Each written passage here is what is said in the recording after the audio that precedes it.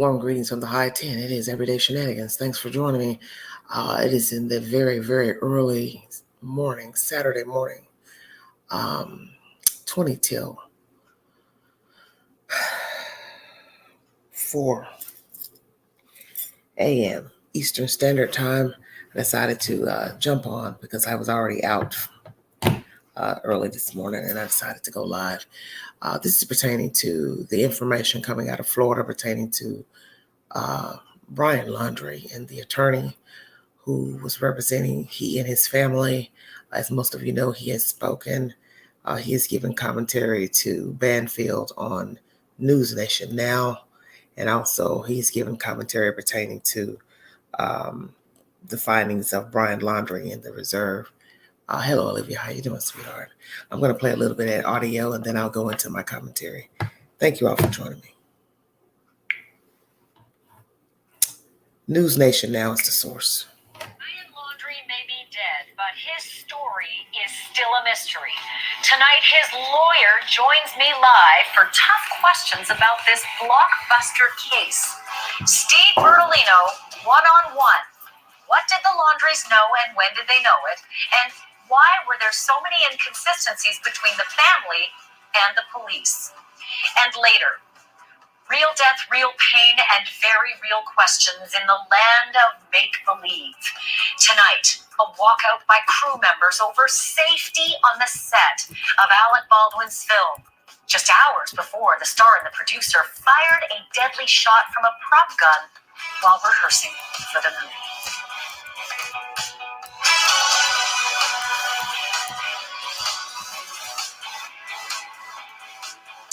Welcome to Banfield. When the manhunt for Brian Laundrie ended, a whole new chapter in this saga began. The questions that have been so confounding. Why did Brian leave his fiancée in Wyoming? What was his state of mind before he left home for the reserve? And what, if any, role did he play in the death of Gabby Petito? Fortunately, I'm joined by the man who has a lot of those answers, possibly, the attorney for the Laundrie family, Stephen P. Bertolino.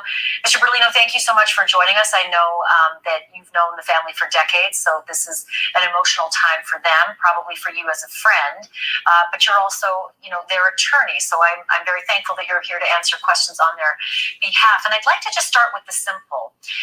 When did you become involved with the Laundrie family as their attorney pertaining to this particular case? Yes, good evening, Ashley, and thank you for having me. I would say that was on September 11th.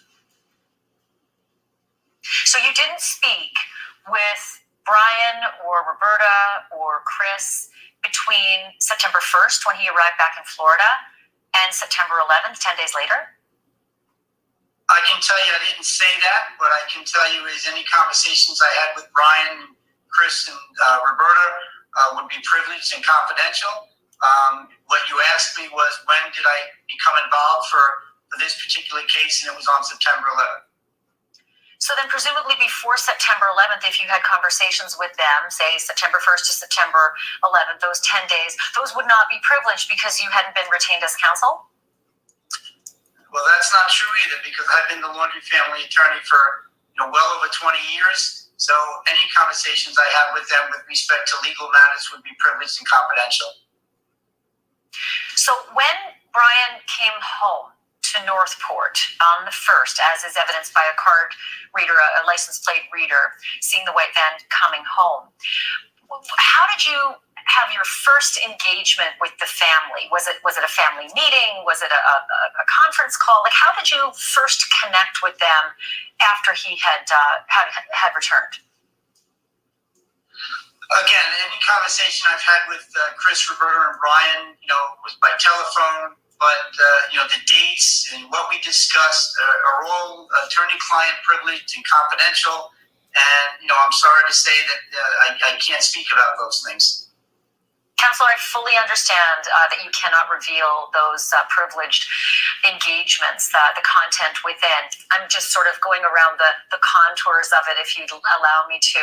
And that is that I'm just curious about, because you're, as I understand it, I'm talking to you in Long Island, correct? That's correct. And the Laundries have always been in Northport. No, they haven't always been in Northport. They lived on Long Island for many years. I don't know exactly how many years they moved down to Florida. Sure. But, understand. I just mean for the purpose of this particular engagement, say from September 1st on, you did not go to Northport to engage with them. You really had to do this from afar. That's correct. Everything has been, by telephone, text message, or how should we say, FaceTime. Or sort of these group Zooms. Did you have like the family, group FaceTime or the group Zoom like this? No, we didn't. We didn't do something like that. Conference calls? We've had a couple of conference calls, yes. And when you had the conference calls, I mean, I'm just thinking of myself as a mother. And if my son were, engaging with our attorney, it would be difficult. And I was curious about how Mrs. Laundrie's reactions were, how she was digesting. And again, you don't have to tell me what you were discussing. I understand that's privilege. But just the reaction, the nature, and the sort of taking all of the information in real time. How did she manage that? Actually, I don't want to give you an interview where I can't answer any of your questions, but, it seems like most of the questions you're asking are going to border on the attorney-client confidentiality that I can't answer. If you're asking me, in general, what has been, Roberta Laundrie's demeanor and disposition over the last 4 or 5 weeks, I can tell you she's been very upset. She's, again, been distraught, and in the last couple of days, she's grieving. Fully understand. And again, I'm not going to press you on what was said. I'm, again, trying to go around the outside as best I can to get the color, the essence, and the feel of what the family was going through in those early days between September 1st and September 11th when Gabby Petito was declared missing. And even thereafter, up until the 13th when Brian himself left for the hike and didn't come back. I guess all I'm trying to get a feel for is that the family meeting with you were can I put it this way? When you had the family meeting with them via electronics, was it a happy occasion? Often I tell people as an attorney, I often don't get to deal with them on happy occasions. So, you're using a term happy that I would never use. What I can tell you is every conversation's been serious. Every conversation that I've had, as any attorney would have with their client, doesn't necessarily border on happy.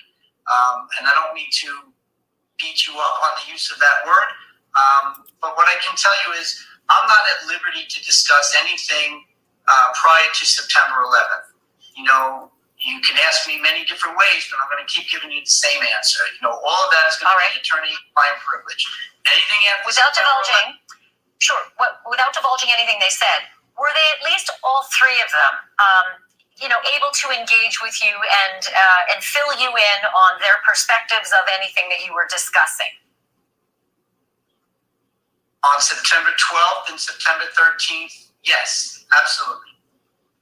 All three of them could fill you in on how things were going within the household. Your discussion as a group was full and rich, and you could get a feel for what was happening in that household through your conversation with the three of them.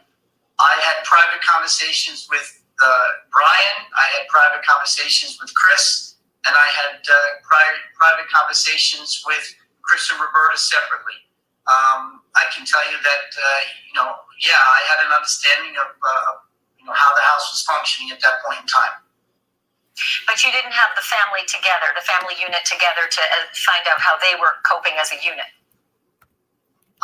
There were a couple of conversations where, all, three members of the family in that household were together, yes. Okay.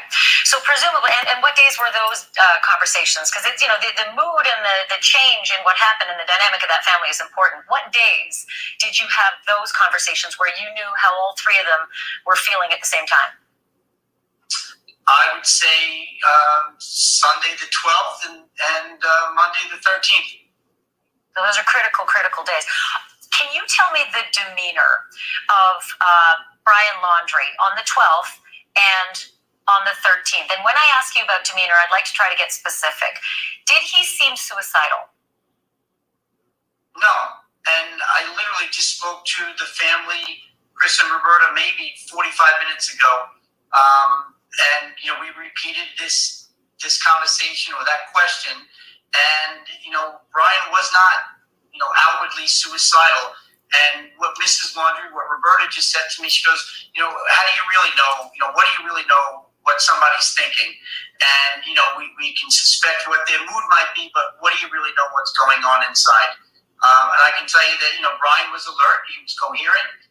When he was speaking with me, I had no inclination or indication that he would hurt himself. I have heard you say on other interviews just in the last 24 hours that he was grieving. And anyone who is grieving is sad over death. Was he sad over the death of Gabby Petito when he was grieving prior to going out on his hike, from which he did not return? And Ashley, as I've said, all day long, because I know I've been getting heat on the use of that word. Yesterday was a very long day. The day before that was a long day. One of the last interviews I gave of the evening, which was a last-minute thing, I used the word grieving, which I had been using all day long with respect to Chris and Roberta and the news of the death of their son. I clarified that. I said he was upset. He was distressed. Chris described him to me as he was leaving. And this was several weeks later when Chris and I were talking about it. He said, Steve, he was upset. He was distressed. I knew I shouldn't let him walk out the door, but I couldn't stop him. I used the term grieving. It was probably a poor choice of words, and everybody has pounced on that and said, well, what was he grieving? Who was he grieving? Grieving was, used by myself multiple times yesterday with respect to Chris and Roberta, and it was a poor choice of words to be using for Brian. So did Brian know that Gabby was dead at that point? I can't answer that question. What Brian knew or didn't know would be privileged. It would be confidential, and certainly not something I can discuss now. And respectfully, counselor, I understand your privilege, but as a journalist, I do have to ask: did Brian kill Gabby? That's it's a tough question to answer. Other than no, to my knowledge, I can't say that he did or didn't. I'm sure the FBI may be able to fill those answers in at a different time. Do Chris and Roberta Laundrie know if their son killed Gabby? I can't comment on that either. I mean, what Brian told, when I say I can't comment, you're asking me what the parents knew, what their son told them. I do not know.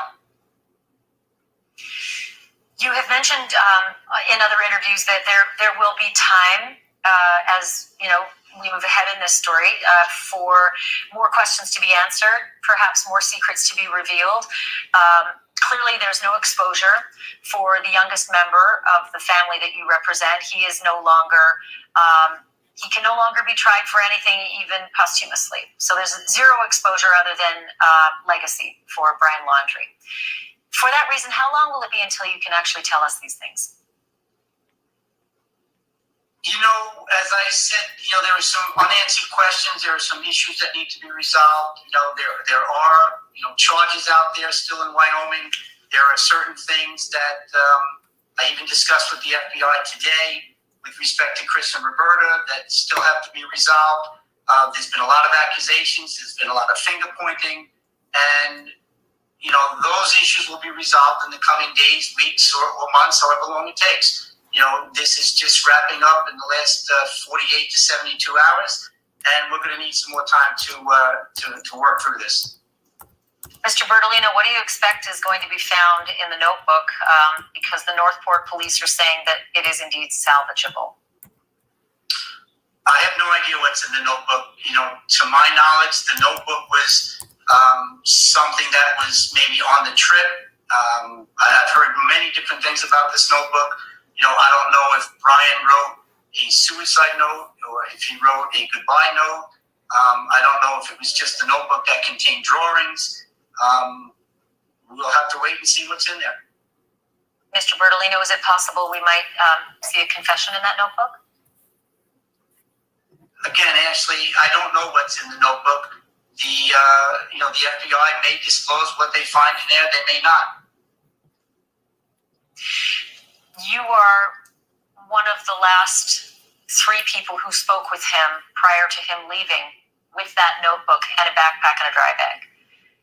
Based on his demeanor, and I'm not asking you to reveal what he said, based on his demeanor, would it surprise you if there were a confession in that notebook? After the way this case has played out, I don't think anything would surprise me. At this point, even the fact that the Laundrie's Chris and Roberta are the ones who happen to find the items and the location of the remains, everybody seems to be suspect on that. There have been so many twists and turns in this saga. I don't think anything would surprise me. Do I take that as a no? It would not surprise you if there were a confession in that notebook? I'll stick by my original comment, which is, nothing's going to surprise me in this case. You may be bolstered to know that the Northport police back up this notion that Chris and Roberta simply stumbled upon the dry bag and the notebook within about a 30 to 45-minute walk, whereby the authorities and millions of dollars of the highest tech equipment could do nothing of the sort in 38 days. For the public, it's confounding, and you have to respect just how the magnitude of the coincidence. The Northport police is saying it's also coincidental.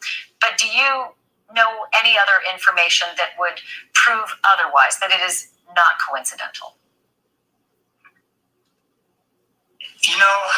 Literally before this interview, I was on the phone with somebody who, has more information about that than I do. The cameraman that was there that filmed this, I have thanked the police for being there. I have thanked the cameraman for being there. And yeah, I do understand that the public says this is confounding. It's unbelievable. But everybody who's been there and everybody who has firsthand knowledge comes back and says the same thing. This is the relative to the beginning of the preserve. This is where Brian was known to hike. If he went into that preserve and did something to hurt himself, and maybe he did it right away, it would be expected that he would be found there. So, as coincidental as you say it really is not such a far stretch to say that if Brian did in fact go to the preserve to hurt himself, and he did it right away, it makes perfect sense that that's where it is. The part was underwater. I'm sorry? Sorry to interrupt. Do you know if he took any kind of medications out with him in the backpack or in the dry bag that might have contained any sort of substances that would have helped him in a quest to commit suicide? I have no knowledge of any substances whatsoever, either prescribed or otherwise. Do you have any knowledge of the contents of the dry bag or the backpack? Not at all. And, to my understanding, the parents, Chris and Roberta, didn't know what was in the backpack, when Brian left the house. I believe we were asked that question on September 17th. And, Chris and Roberta said they didn't know what he put in the backpack. He just, had the backpack packed and said, I'm going out for a hike. To that end, I want to talk a little bit about the timing of all of it, because the press sort of, felt a little yanked around, as did the police, with the timing of when, Brian went on his hike. Originally it was Tuesday the 14th, and then late into this whole ordeal, it became Monday. I heard you speak on Chris Cuomo's program the other day, suggesting that you, in fact, were the person to call the FBI and notify them the next day after he didn't return, which would be Tuesday, correct? So, it is correct that I notified the FBI, and, you'll have to forgive me because the days were blending together, and, I spoke to the FBI just today on that issue again. And, the FBI confirmed it is well documented on their side that it was Thursday. And, I was reminded that I specifically said, Brian didn't come home, tonight. Would you come home, having all the press and everything else going on out there? The confusion initially was Chris and Roberta were telling me it was Tuesday, and And Tuesday night, Chris went out to look for him. It was Wednesday that Chris and Roberta went to look and hiked a little bit in the preserve. And it was Thursday that they retrieved the car. We then received some information from press that indicated that they had video of the car in the driveway on Wednesday. So we had to go back with Chris and Roberta step by step of each day. They had been in their home every day. The days were blending together. It was very stressful. And when we went through the period and I showed them the video clip of the Mustang on the, I believe it was the 15th in the driveway. Chris said to me, well, then it had to be Monday. And I went back to the FBI and the FBI said, yes, we believed it was Monday from the beginning, but we do understand that the days were blended together. So as I said, this is my problem. The days blending together, and I only interrupt because I'm a mother of boys, and if my son had unexpectedly come home from a trip without his fiance, stopped talking, refused to speak to police, she's reported missing. She is, in your, as you said, mistaken characterization, grieving. I mean, that tells me that he is apoplectically sad. As you mischaracterized it as grieving, it is at the very least horrifically sad. And he walks out my door and doesn't come home. I do not forget that date. That date is etched in my mind as a mother, and I dare say that my children's father would feel exactly the same way. So I struggle with any mistake about what day my extremely distraught son went out on a hike and didn't come home. And that may be true, for everyone. But I would also tend to bet that you haven't been in the position that the Laundries have been put in the last 3 to 4 to 5 weeks. And in that week in particular, they were in the house every day. They were going through it. I was relying on the communication they had, but there was no doubt in my mind that I was the one that called the FBI.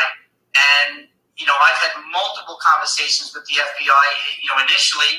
And I even said to the FBI, I said, I know I told you that the night of or the morning after. So I was even hedging my comments because I didn't know in which conversation I had informed them. Was it the night of or was it the morning after? And ultimately, in conjunction with the FBI, we all agreed that it was Monday the 13th. The proof is in the pudding, if you will. In this case, the reporter showed me that the vehicle was in the driveway on the 15th. The FBI was, saying from the beginning of our conversations with them that it was the 13th. So when we put the sequence of events together, it was the 13th, 14th, and 15th. And our Brian Enton asked Josh Taylor of the Northport Police about all of this timeline, and specifically your contention that you notified the FBI that Brian was missing the day after he didn't come home. And I'm just going to ask our control room to play what the Northport Police said today about that to Brian Enton. It was Josh on Brian being reported missing. It's not a flattering depiction of you, and they're flat out saying it's not true. So let me just play this moment for you and get you to comment on the other side. Mr. Bertolino says that he called and reported Brian missing sooner than Friday, and that it was just the official report filed on Friday. Is that true? I can tell you that the Northport Police Department, that when we got the call on Friday that he was being reported missing, was news to us. I was in the room myself. It was a very surprising moment. I can say that with 100% certainty. Whatever he may have said in passing, this is a situation where we're trying to, they were uncooperative on Saturday, not revealing any details. We've got a missing young lady. Really, their credibility was, what's going on there. If I'm understanding him correctly, he says that he may have said something to someone in the FBI. I don't know. I don't know if that's true. What I know is that none of our actions and what we've said show that that's a possibility at all. Mm.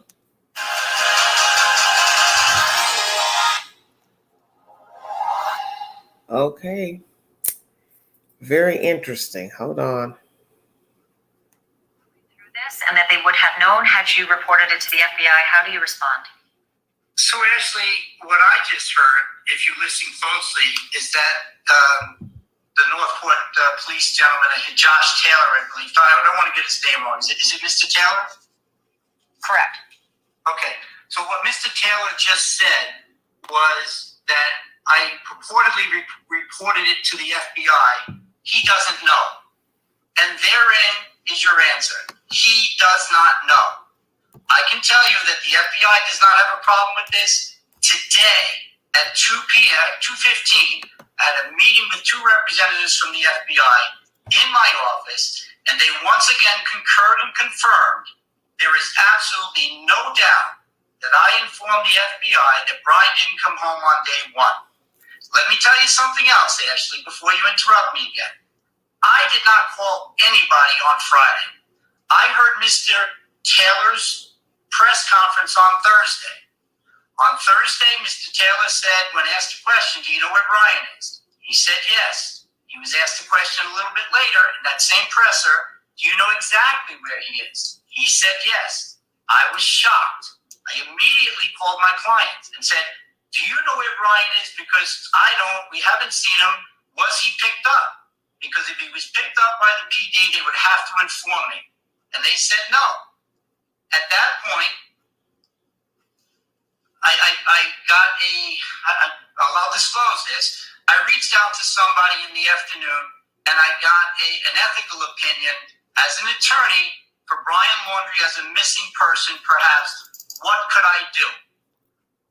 Once I received that ethical advice, if you will, decisions were made between me and Chris and Roberta. With that knowledge, Friday came. Friday evening, somewhere around 4:45, I received a call from the FBI. Let me be perfectly clear, unequivocally. I received a call from the FBI. I did not call them. It came up on the screen in my truck. I told my daughter she needed to leave the truck. The FBI said to me, we got a tip that Brian was seen in Tampa. And I said, that's wonderful, because as you know, we haven't seen him all week. We told you he was missing. And the FBI agent said, yes, we know that, but we want to come to the house to see if he's there. And I said, well, who gave you the tip? Who said this? Because I thought it was a ruse for the FBI to get into the house, was my belief. I then said to my daughter that I need to take care of this, and I told the FBI that I needed to take care of something with my daughter.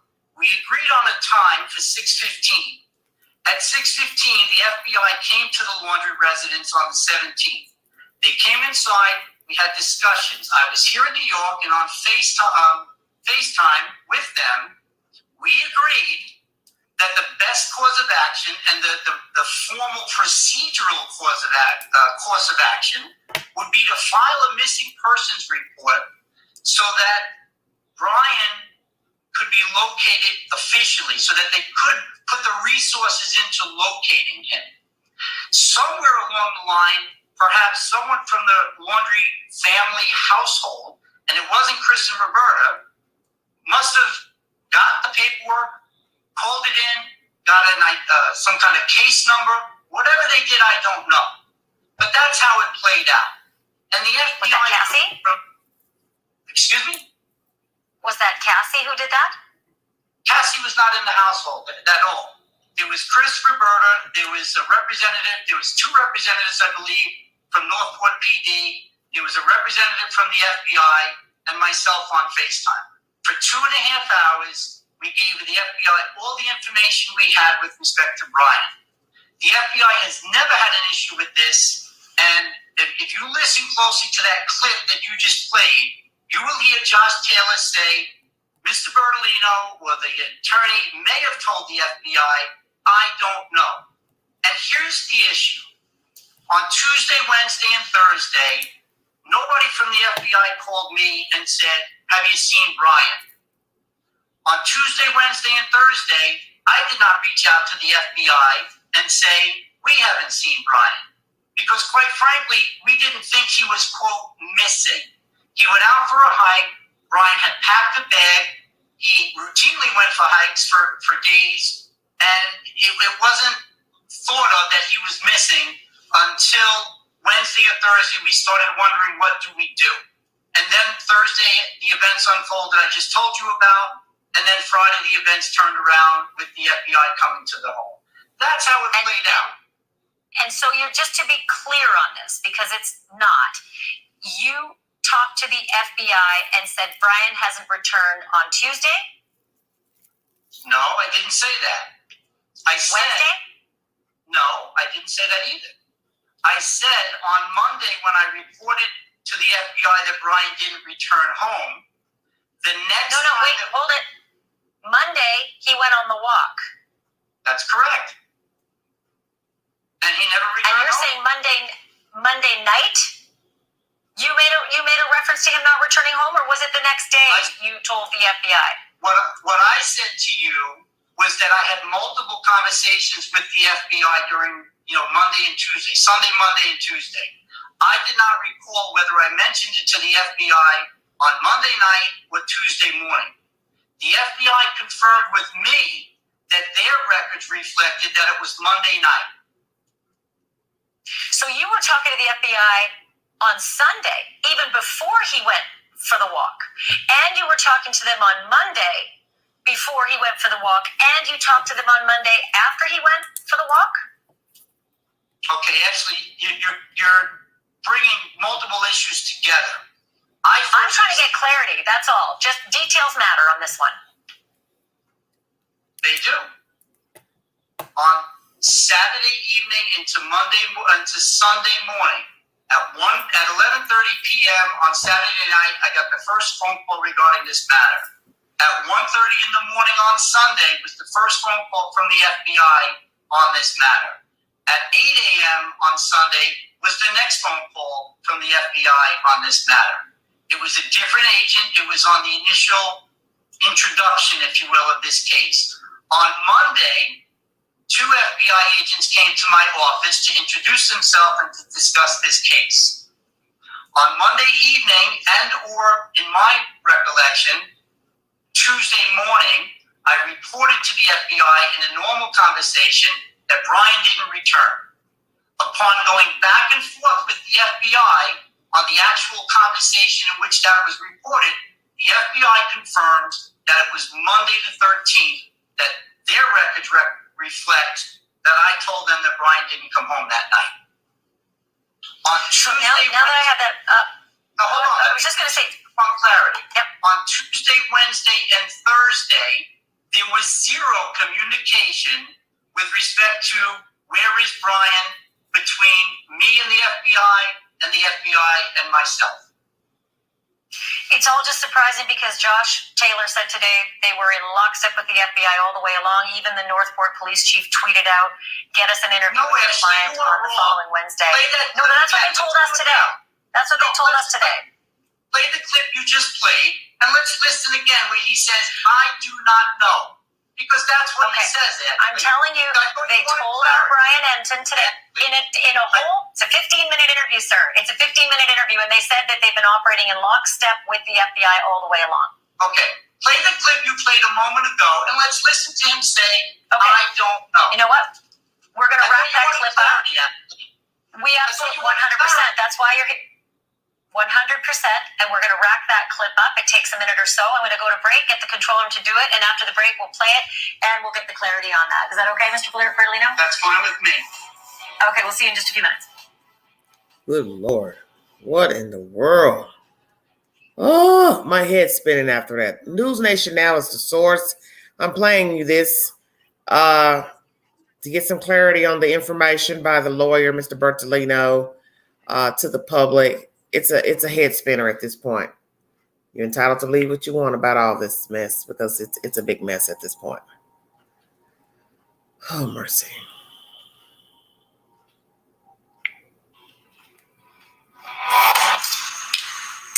We are back with Stephen Bertolino, the attorney for the Laundrie family. And Mr. Bertolino, the clip that we played is a full minute long, but the person who actually conducted the interview is Brian Enton.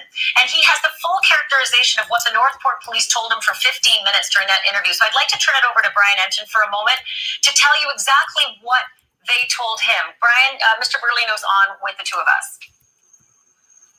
Hi, Ashley. Hi, Mr. Bertolino. I've been in touch with Mr. Bertolino for the last 5 or 6 weeks.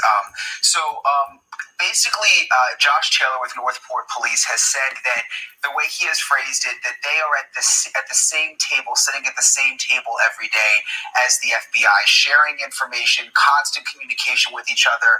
And I was thinking back to that week when the police chief had that press conference. On that Thursday, the police chief said that he knew where Brian Laundrie was, but it wasn't just that Thursday. That almost every day when I interviewed Josh Taylor, I would ask him, "Do you know where Brian Laundrie is?" And he would say, "Yes, we know where he is."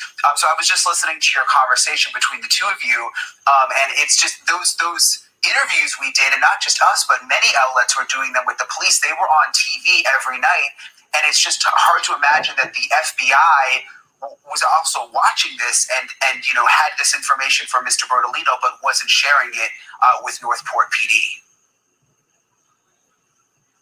Good evening, Brian. How are you? Good. Nice to hear your voice, Mr. Bertolino. Pleasant. I wasn't sure if it was my turn. And Brian, I concur. It would be hard to believe that, right? So 2 days ago, I had a conversation with somebody in the Northport PD to clear the air on this one as well. And I offered to put myself on speaker so that brass could hear it, so that the upper echelons could hear it, that I wasn't trying to, quote, put the Northport PD under the bus when I brought this up. They told me, in no uncertain terms, that they had no idea that the FBI knew about this. They were completely shocked on Friday to learn that Brian wasn't in the house. So, Brian, everything you say makes sense. Absolutely everything you say makes sense. But I will tell you, it is not my responsibility to communicate between the FBI and Northport PD. I can tell you once again, as sure as I'm sitting here talking on this screen, the FBI confirmed in my office again today at 2:15, this is a non-issue for them. They have it documented that Brian was reported missing by me to them on Monday evening. My recollection was it was either Monday evening conversation or a Tuesday morning conversation, but I know that I reported it on day one. That being said, Ashley, you told me you would replay that clip. What you chose to do was bring Brian Enton in. I would ask you respectfully, let's play the clip. Let's hear, not from Brian, let's hear from Josh Taylor once again. I can spare the minute.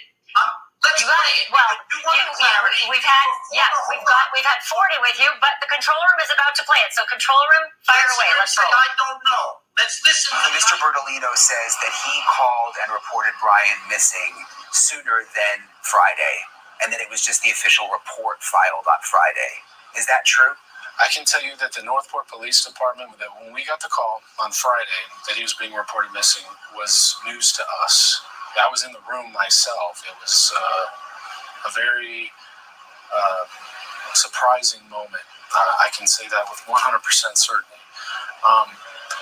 Whatever he may have said in passing, this is a situation where we're trying to, they were uncooperative on Saturday, not revealing any details. We've got a missing young lady. Really, their credibility was, what's going on there. If I'm understanding him correctly, he says that he may have said something to someone in the FBI. I don't know. I don't know if that's true. What I know is that none of our actions and what we've said show that that's a possibility at all. Do you see what they said? Nothing that they say says that it's a possibility at all. I mean, did you hear that last line, Mr. Bertolino? Nothing that we've seen says that's a possibility at all. What he said was he may have said it in passing, and then he said, I don't know. That's what he said, Ashley. I'll take it. No, he said it's not a possibility at all. No, he didn't say that. Not with Brian Enton, did he say? I think we should get Brian Enton, and he conducted the interview. He sent us the tape. We've now played it twice. Go ahead, Brian. Right. He heard what he said. I just had a quick question for Mr. Bertolino. He just said not a possibility. If he was at home watching the news all week and hearing the police say that they had eyes on Brian, and the Laundries were watching the news or were hearing from Mr. Bertolino that the police were saying that. But if they were worried about Brian and he was missing and, they wanted him to be found, like, wouldn't you want to correct the record so that people would actually be looking for Brian? Amen. So, Brian, we're not going to get to the bottom of this. I'll get past the fact that Ashley won't concede that what was said out of Josh Taylor's own mouth was that I may have said it in passing and that he does not know. Let's move past that because the tape speaks for itself. What I will tell you, Brian, is we were not, at that moment, we were not concerned that Brian, had hurt himself or wasn't coming home. Chris and Roberta had indicated to me that Brian had gone out camping and hiking for multiple days, many, many times. He was a young man. They weren't concerned. They thought he was clearing the air, clearing his mind. It wasn't until we got the call on Friday that there was a tip he was seen in Tampa that we were concerned. Why did you report it to the FBI, Mr. Bertolino? Right. They thought he needed to clear his mind. Come and on he's with an it, avid girl. hiker and camper. Why were you calling or talking to him on Monday night or Tuesday morning saying, "Yikes, he hasn't come home"? Why is it? Ashley, nobody said yikes. He hasn't come home, Ashley. So let's. Why would you report it to the FBI if he didn't come home? If he just needed to clear his mind. Lose the word report. I was having conversations with the FBI a couple of times a day on those few days. What I said to you was, in my conversation with the FBI, either Monday night or Tuesday morning, I mentioned to the FBI that, by the way, Brian didn't come home. As part of that conversation, I was reminded today from the FBI. He said, yes, I remember distinctly because you said to me, would you come home with all those press in front of your house? My contact with the FBI specifically. If I can, I want to keep you over the break. I'm losing commercial breaks, and it's a machine I can't stop. But I do want to ask you after the break about the Northport police saying that they lost him, that they just screwed up and they didn't see him leave to the reserve. I'm letting it go to commercial. A dead man in the reserve. I want to get your reaction to that. We're back with Stephen P. Bertolino and Brian Ensign after the break. All right, Mr. Bertolino, quick question. The police said that they lost your client. There was surveillance on him, and when he went off to the reserve, they didn't even notice the Mustang leaving. Does that mean that Brian Laundrie is dead because the police lost him, or is Brian Laundrie dead because Brian Laundrie did it to himself? Learn about crypto and get paid. Sorry about that. Woo, Lordy, what a mess. Ashley, you can't blame the police. You can't blame the FBI. You can't blame the parents. I've had people blaming me for the last couple of weeks and specifically the last couple of days. Bottom line is we don't know the manner or cause of death of Brian. We can surmise, but let's take a hypothetical and say that Brian did, take his own life. If that's the case, that's on Brian. It's not on the parents. It's not on the FBI. It's not on the police. It's not on me. And I think we need to wait and find out exactly what happened. The parents don't blame the police. You shouldn't blame the police. And that's just wrong. I have to squeeze in another break, and I have one final question for you. We've blown every break out in the show, so if you'll permit me, right after the break, I'll be back with our final question with Stephen P. Bertolino. Laundrie's lawyer. Stephen, there's a critical question here. I have 2 minutes left until the end of the show, but I must get you on the record on this. You told me at the beginning of the show that you spoke with the Laundrie family together on the 12th and the 13th of September. That's Sunday and Monday, and he went for his walk on the Monday. But if you spoke with all three of them together, there is no privilege, and you know that as a lawyer. So what did Brian say about what happened to Gabby Petito on that Sunday and that Monday before he left for the swamp? Okay, so Ashley, if you heard what I said, I had multiple conversations with the Laundries. I had private conversations with Chris, private conversations with Brian, and I had conversations with Chris and Roberta, and I had conversations with them together.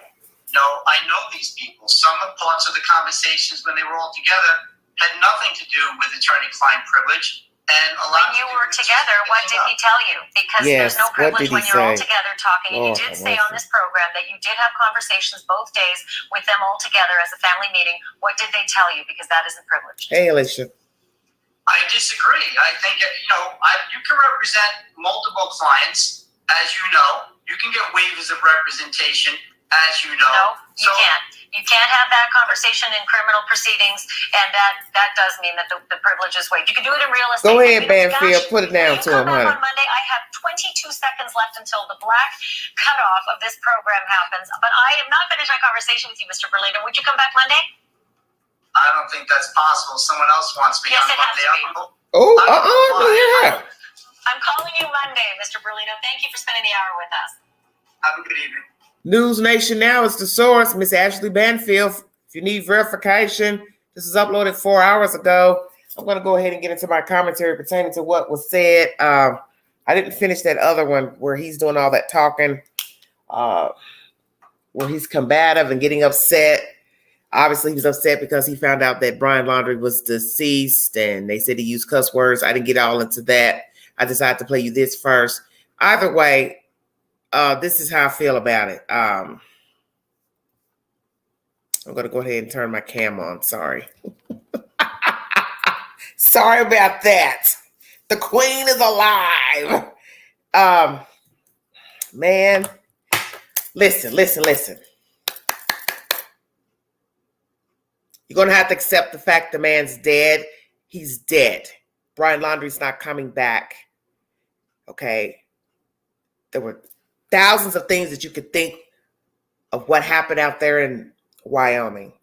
You now find out that is Brian's remains out there. Thank you, Alicia. It's time to let it go and move on. That is Brian. If we find out otherwise, okay, we'll come back and say something else. But nonetheless, it's time to move on. Because these conspiracies, on and on, it's time to stop it. Because now you see what's going on here. They're arguing about the 12th, the 13th. Who said what? Who's on first? It's time to stop. Okay? It's time to stop. Because I'm getting a damn headache. I don't even know where to start. My notes. It's like...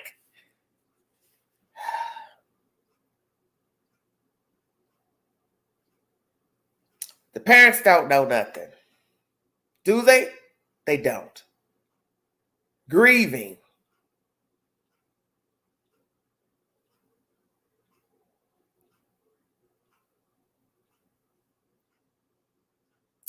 Think he can't be grieving when he was alive.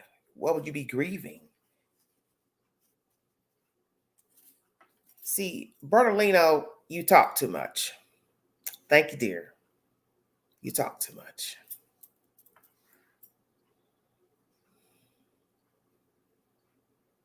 I can't even think of what I want to say.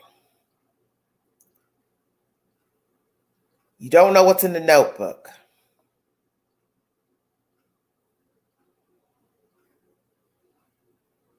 Why take anything to the reserve if I'm going to kill myself? I don't need a backpack, dry bag, whatever, if I'm going to kill myself. Who buries themselves in a swamp?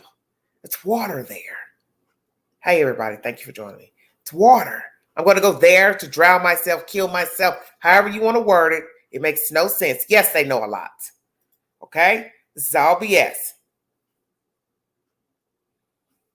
This is all BS with the parents.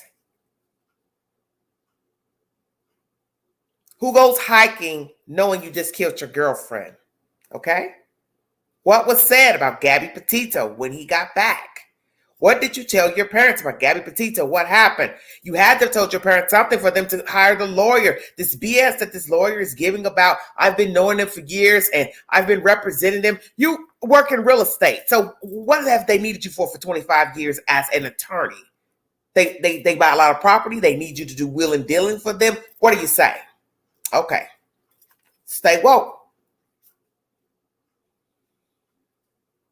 Parents never talk to the Petitos, law enforcement. You lawyered up. And you didn't like that word, Bertolino, but that is what it is called, lawyering up. They did that. They know what happened. Who did you talk to, Bertolino, when you said there was somebody there at the house, not Cassie? Banfield actually wasn't Cassie. You said no, she doesn't stay there. Okay, who are you speaking to? Is that the same person that also told us that, let it be known to the reporters and the news that there was a phone left behind? So who's that close confidant to the family that said a phone was left behind? If it wasn't Cassie, then who are we speaking of? Because now you're speaking of another entity that you spoke to somebody about whatever the hell was going on at the house, this and that. Man, miss me with all this. I'm getting really fed up with this because this is buffoonery. All this is buffoonery. Bertolino, you're full of you know what.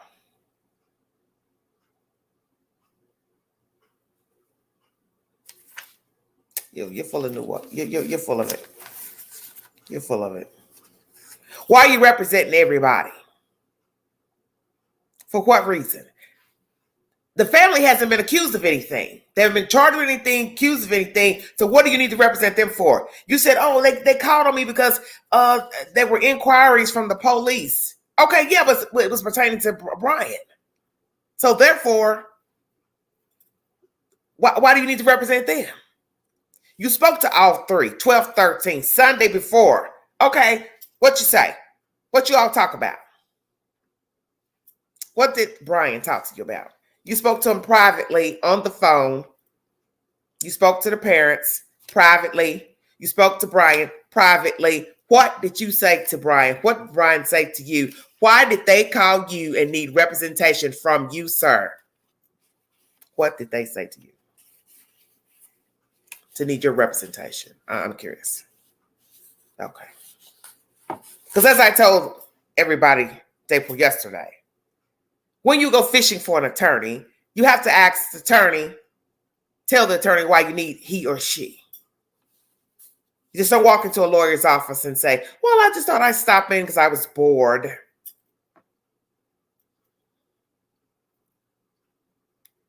I need you for something. And that something is, ta-da!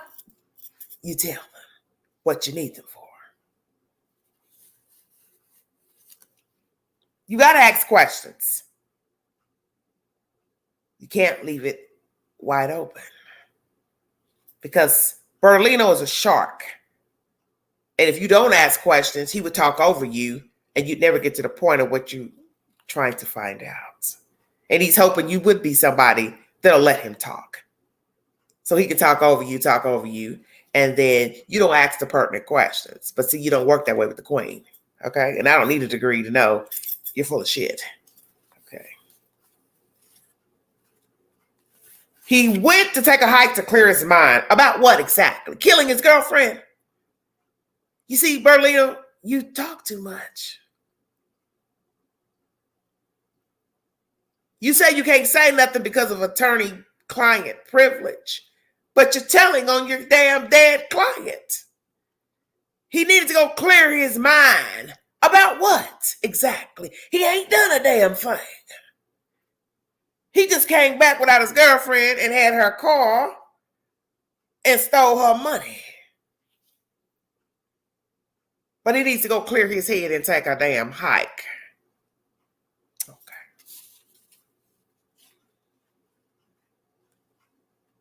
They lost him. Northport, you lost Brian Laundrie. Explain it to me. A young lady is missing from the state of Wyoming who was in the company with Brian Laundrie. Her parents have been calling everybody under the sun about their child. The Laundries. Brian Laundrie. No answer. But yet you were watching him. So who do we blame? Because in this world, we need somebody to blame. It's just the way it goes. There always has to be a scapegoat. It's the American way. So you're watching him for what reason? When he left the house, you didn't think to follow him to see where the hell he was going? I'm just curious. You didn't think to follow Brian Laundrie. Okay.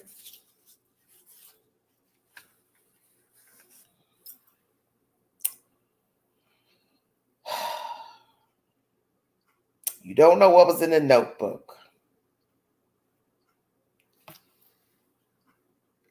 Laundries. Dirty laundries.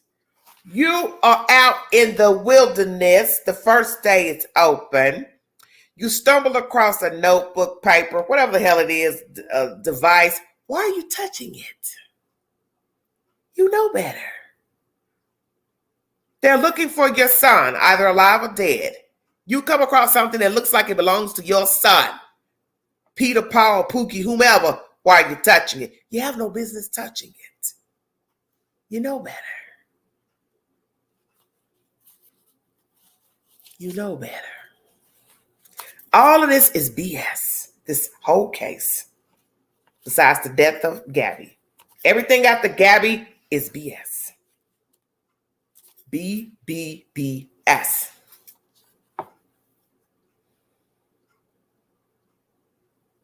Say it again. Why take anything out to kill yourself? Go kill yourself wherever. Why are you taking anything with you? You know you're not coming back. So why take anything? It makes no damn sense. Nobody knows what's in the bag. Bertolino didn't know what's in the bag. The parents didn't know. They assumed he was going on a hike. Just trying to make sure I'm all my notes. The 12th, 13th is when you spoke to all of them. What did Brian say to you exactly? I'm going to say that again. Well, what did he say? Did he actually tell you what happened in Grand Teton? That he choked his girlfriend, strangled her? Did he tell you that? I don't need any notes. I'm not doing this anymore. I'm going to get down to business.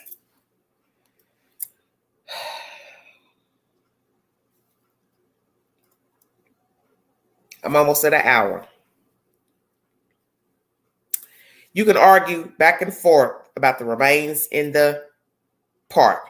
You can argue all day about the dog not picking up on the scent in the water. You can argue about why they touched the belongings in the park. Happenstance that they just so happened to go the day the waters receded and stumble across his belongings. You can argue that they already knew he was out there. You could argue about everything that was in this audio that I just played between Bertolino and Banfield. What the police knew, didn't know. What the FBI knew, didn't know. That they already knew he was out there. They did know, they didn't know. So if they knew he was out there, then why the hell they didn't find him? But they couldn't find him because the water was high. Argue all day. I already know the body wasn't planted there. Come on. We're too old for this. Nobody planted Brian's body out there. Okay? You all want justice. Well, you can't get it now. So you're going to have to accept there is no justice for Gabby Petito because the suspect is dead. You got to accept that. Stop with the foolishness and all this other extra stuff. Just stop it. It's time to move on. And you're going to bang your head against the wall pertaining to what these people said, didn't say, what they knew, didn't know. What are the parents going to do pertaining to pursuing these people for allegations of aiding and abetting after the fact? I'm going to say this cut dry. All of you know damn well what happened to Gabby Petito out there in Grand Teton. And I'm going to tell you why I know you know.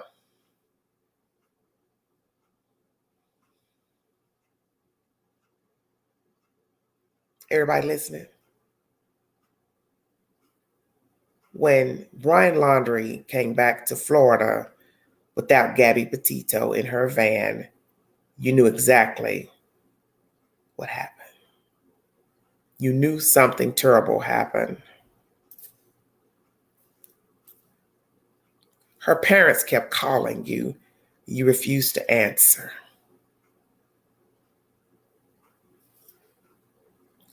The police, FBI called you about Gabby Petito missing.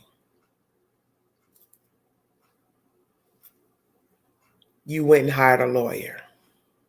The rest is self-explanatory. See all this extra shit that you're hearing, excuse my language, it's neither here nor there. See, I don't do this. See, this is why I start getting a damn headache.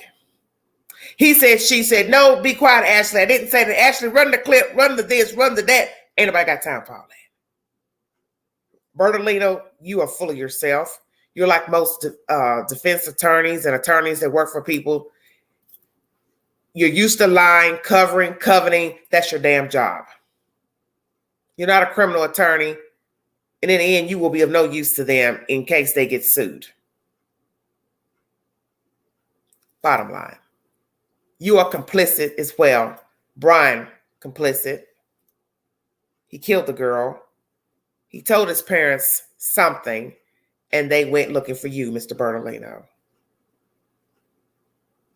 And you basically have told on your dead client that he went out to the park to clear his head, clear the air, whatever, because he killed somebody.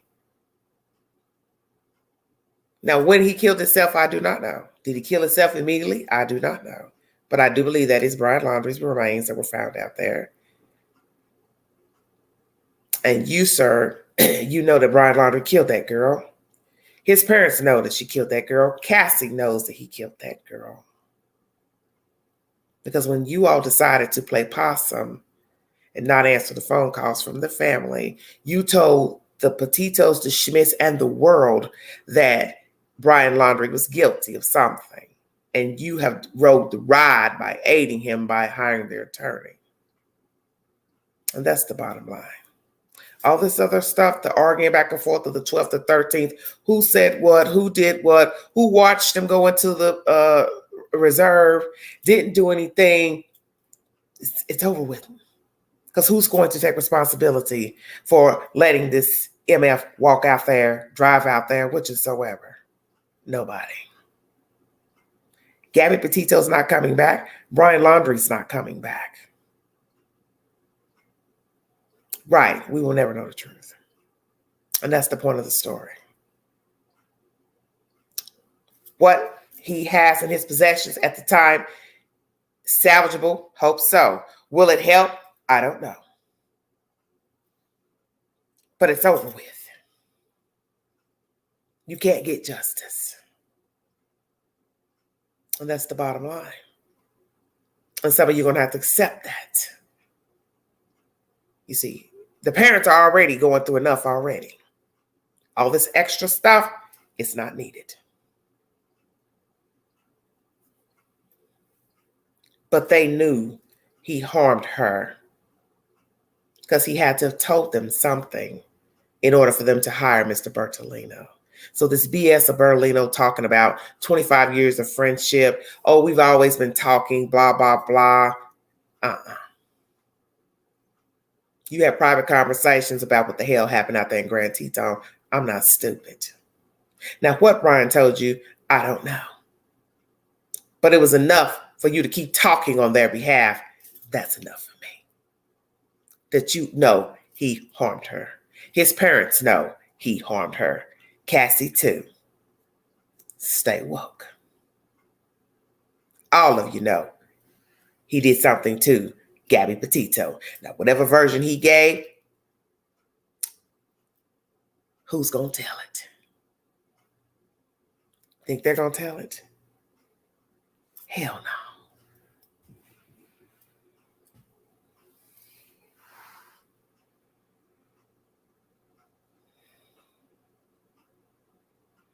This is some sick SHIT.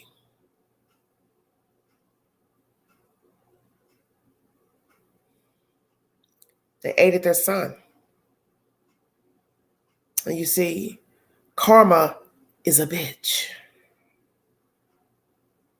Because now you have to sit around and wonder about your son out in that swamp in pieces, like the Petitos and the Schmitz. You see, what comes around, wait a minute, what goes around comes around. You lied, you aided your son, you ignored the family of Gabby Petito, and in the end, your son took his own life. I'm sure of that.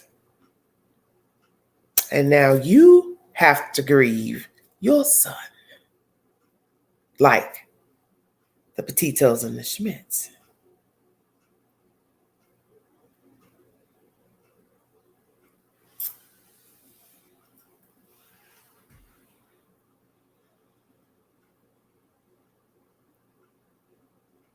As they say in the street, even swap ain't no swindle.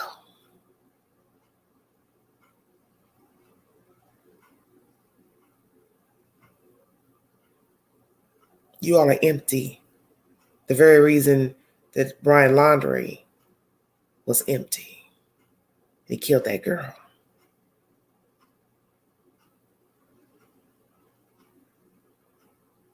And you probably won't get any rest down there in Florida because those people are hyped up and they ain't letting up. I don't condone what they're doing down there,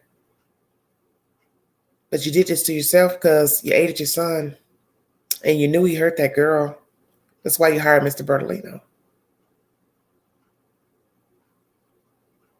You saw the police coming around, the FBI. You thought to go get a lawyer.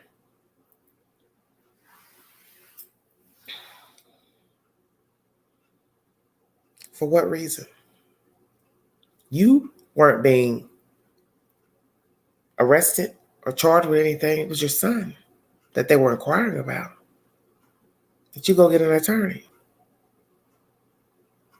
Because you knew he had done something to her. Now, like I said, I don't know what Brian told his parents, if he even told the whole truth. But you rode the ride. And now your son is gone. And as someone said, I don't think he had any remorse because of the pictures he took where he was smiling with the family. And that doesn't look like a person that's remorseful or sorry for strangling their girlfriend.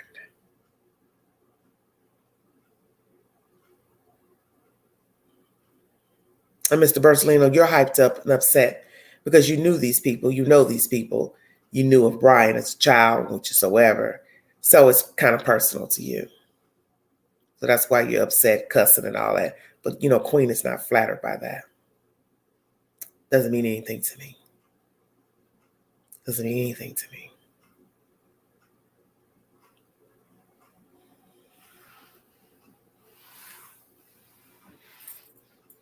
Because there's no telling what they told you. And you're never going to tell anybody what Brian told you in confidence, what his parents told you.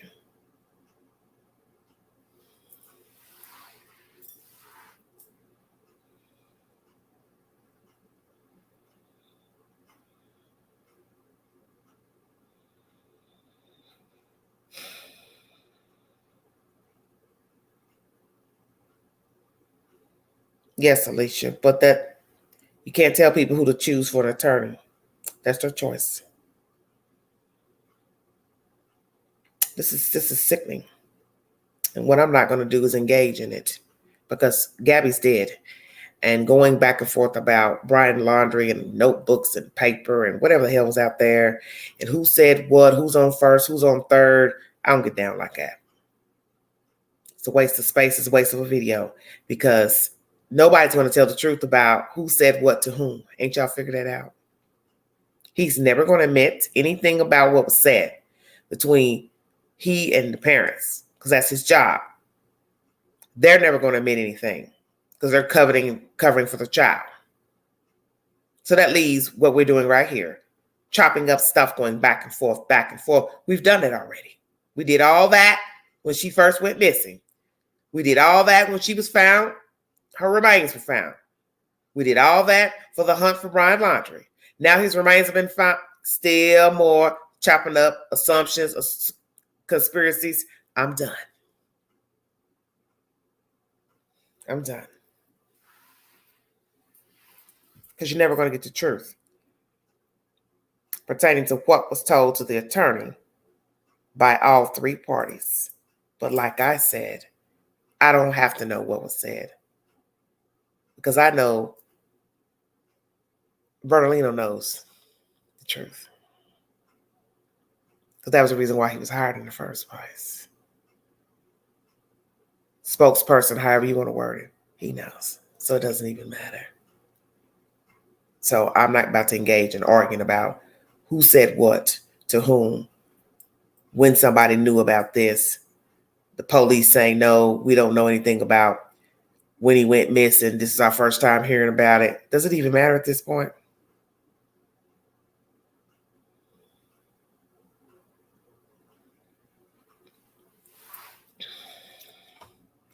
Susan, I ain't trying to talk about no case. I'll tell you the truth. Doesn't matter. You're not going to get the truth about nothing pertaining to Grand Teton.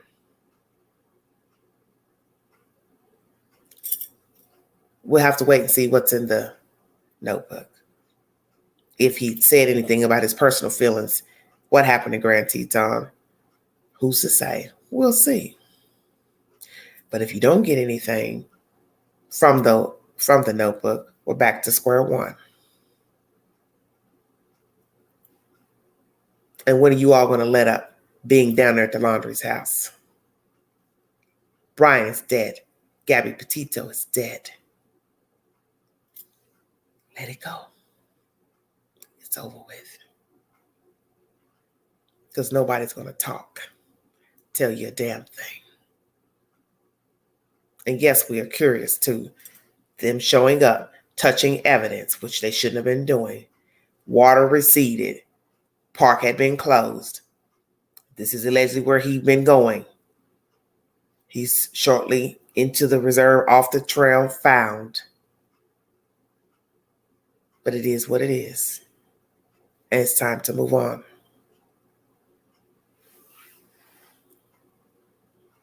It's time to move on. Out of respect for Gabby Petito. You want to buy things for her name, whatever, stuffed animals, whatever. Make a memorial somewhere where it can be seen, not at the Laundrie's house. You want to spend and waste all your damn money. Let me say this to some of you out there. Why are you wasting your money buying that stuff and sitting it out there at the Laundrie's house? You're wasting your time. You think that's bothering them? To some degree, yeah, probably is, because they're sick of hearing you. Sick of you trampling on their property, but in the end, they don't care. You should know that by now. So take good use to your money and put it to something worthy. Take it and put it somewhere for Gabby Petito. A real memorial somewhere. Not at the Laundrie's house. Because your money's going to waste than picking up those items and throwing them in the garbage can. And then you want to now take them to court to sue for a poster, this and that. Just stop. Just stop. You're too old for that. Because what you're doing right now is foolishness, and it's petty, and it's disrespectful. Leave the Laundries alone. Stay away from their damn property. Move on. Because they don't care. And you're wasting your money by buying all those things and putting them there for them to only throw it away in the garbage can. Just stop that. Take it somewhere and put it where it can be salvageable than thrown in a garbage can. Why you want to waste money suing somebody, going to court costs and fines for a teddy bear or a poster? Grow up. You all are very silly. And you're using Gabby's name to say, oh, I'm a right fighter, I'm fighting for her. No, you're not. You're self-serving. Like the Laundries. Yeah, I said that. Yes, donate to her foundation. That's what it's for. If you want to donate to the channel, $Big Angie 129 Cash App. This was going to be a quick live just to bring you that commentary. I'm not even getting ready to go into what he said in the other commentary interview where he was cursing, whatever. I'm not even about to get into that, go into that, because it doesn't even matter at this point. Because naturally he was upset because he knows them. Use common sense. But now the Laundries get to sit in the same seat that the Petitos and Schmitz are sitting in. Now you both are grieving your children. Tit for tat. So one could say to the Laundries, how does it feel? Don't feel too good, does it? So that's what you should have thought about when they were trying to call you and ask about their daughter.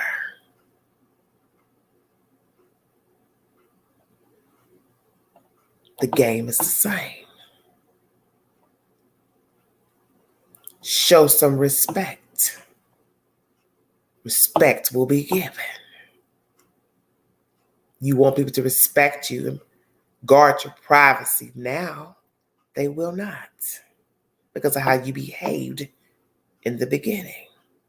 And now everybody in the neighborhood has to pay the piper for your ignorant, atrocious behavior. It is what it is. Prayers to the Petito Schmidt family. Prayers to all domestic violence victims. This is domestic violence month of October. If you know someone in need, tell them there is help if they want it. But as I've said, in the end, it is their choice if they want to seek help.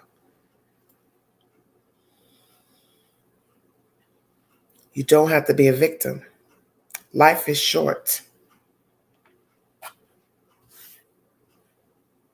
It makes no sense to have to talk about these stories on YouTube, Facebook, the news, TV shows, documentaries. This is sickening to have to talk about a person who made a terrible mistake by staying with somebody. But it is what it is.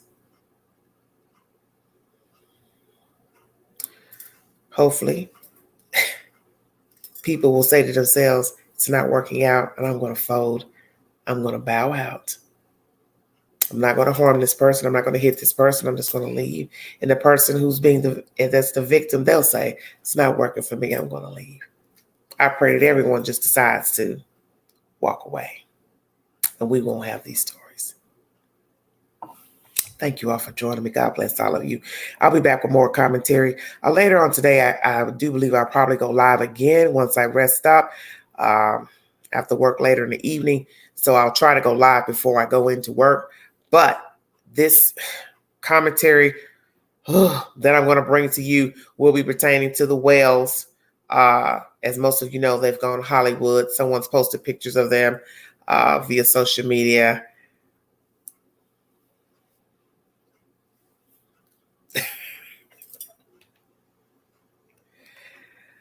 I'm going to be quiet.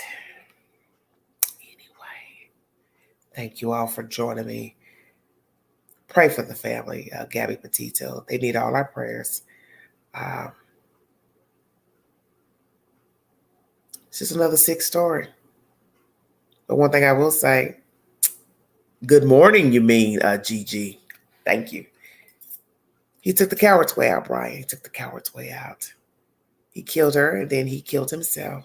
Like I said, I don't know when exactly he killed himself. If it was shortly after going into the reserve or he waited a while, camped a while. But nonetheless, he is deceased.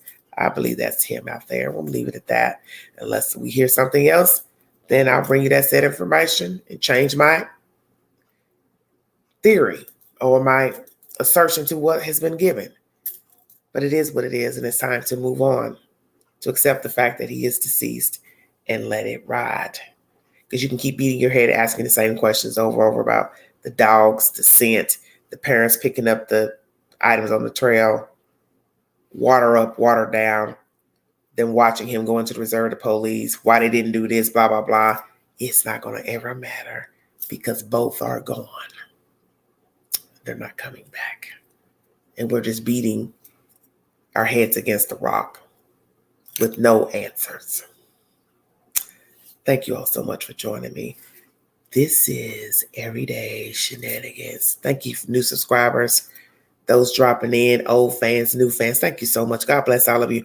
I will be back with more commentary. You're welcome, Cherie. Thank you so much, sweetheart. You all have a wonderful Saturday.